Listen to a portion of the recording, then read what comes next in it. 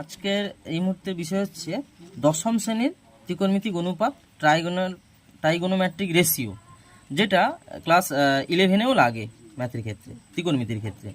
তো আমি এই সূত্রগুলিকে কয়েকটি পার্টে ভাগ করেছি। এখন হচ্ছে পার্ট 1। তো পার্ট 1 ক্ষেত্রে কি করব না, প্রথমে একটা ত্রিভুজ অঙ্কন করব। কি ত্রিভুজ না, সমকোণী ত্রিভুজ। সমকোণী ত্রিভুজ অঙ্কন করলাম, তাহলে যে ত্রিভুজের একটি কোণ 90 ডিগ্রি তাকে সমকোণী ত্রিভুজ বলে। তো এবার সমকোণী ত্রিভুজের ক্ষেত্রে এটাকে যদি আমি থিটা ধরি, এই কোণটাকে, তো এর সাপেক্ষে এটা হবে লম্ব, এটা হবে ভূমি, আর এটা হবে অতিভুজ।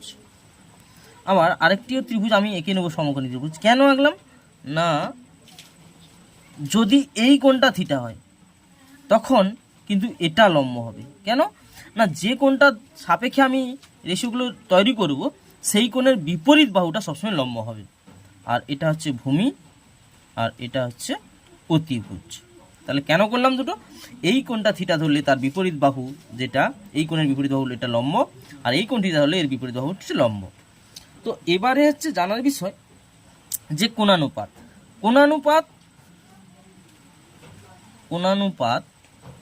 কোণানুপাত হচ্ছে মোট 6টি। মোট কয়টি কোণানুপাত হচ্ছে 6টি। তো এই কোণানুপাত 6টি কি কি? 1 সাইন থিটা, এই যে কোণটা আমি থিটা দিই সেই কোণের সাপেক্ষে। 2 cos theta, 3 tan theta, 4 cosec theta, 5 sec theta, 6 cot theta. তো এই হচ্ছে মোট 6টা কোণানুপাত, sine cos tan cosec sec cot, এই থিটার সাপেক্ষে। অর্থাৎ এবার প্রতিটা কোণানুপাত আমি এই থিটার সাপেক্ষে একটা সমকোণী ত্রিভুজ, তাহলে এই হচ্ছে সমকোণী ত্রিভুজ।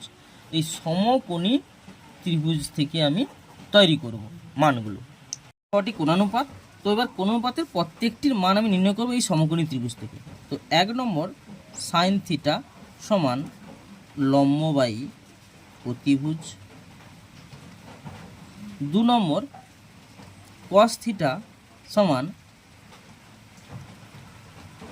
ভূমি বাই অতিভুজ। 3 নম্বর ট্যান থিটা সমান লম্ব বাই ভূমি। 4 নম্বর কোসেক থিটা সমান অতিভুজ বাই লম্ব। 5 নম্বর সেক থিটা সমান অতিভুজ বাই ভূমি। এবং 6 নম্বর হচ্ছে কট থিটা, যেটা হচ্ছে ভূমি বাই লম্ব। তো এই হচ্ছে প্রথম পার্ট। তো এই পার্টের সূত্রগুলা, এইগুলো মনে রাখার শর্ট ফর্ম আমি শর্ট ভিডিওতে দিচ্ছি।